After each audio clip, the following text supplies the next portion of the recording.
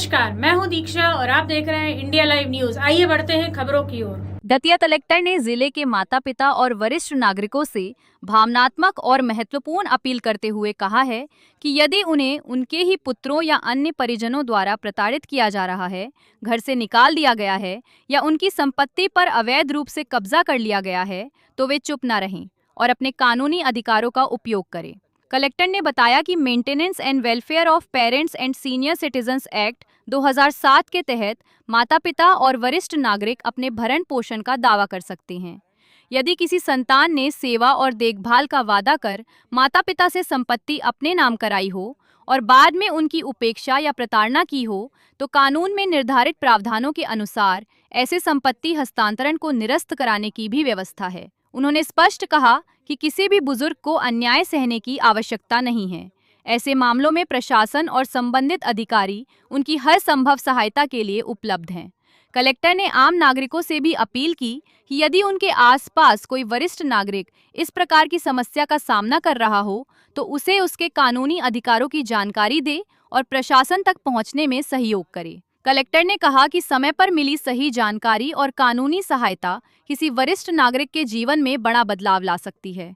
इसलिए समाज के प्रत्येक व्यक्ति की जिम्मेदारी है कि वो बुजुर्गों के सम्मान, सुरक्षा और अधिकारों की रक्षा में अपनी सक्रिय भूमिका निभाए। नमस्कार साथियों, जन सुनवाई में हर सप्ताह मेरे पास ऐसे कई बुजुर्ग माता पिता आते हैं जिन्हें उनकी ही संतान ने घर से बाहर निकाल दिया या उनका भरण पोषण बंद कर दिया है या उनकी देखभाल करना छोड़ दिया है। जीवन भर बच्चों के लिए सब कुछ करने वाले माता पिता बुजुर्ग होने के बाद कई बार अपने ही अधिकारियों के लिए भटकते हैं, लेकिन बहुत कम लोग ये जानते हैं कि कानून ऐसे माता पिता और वरिष्ठ नागरिकों की रक्षा करता है। Maintenance and welfare of parents and senior citizen act 2007 के तहत यदि आपकी संतान आपका भरण पोषण नहीं कर रही है, तो आप अपने क्षेत्र के एसडीएम, जो कि मेंटेनेंस ट्रिब्यूनल होते हैं, के समक्ष आवेदन कर सकते हैं। आपके जो भी एसडीएम है, जन सुनवाई में जब भी ऐसे प्रकरण मेरे पास आते हैं तो संबंधित एसडीएम को हम डायरेक्टली निर्देशित करते हैं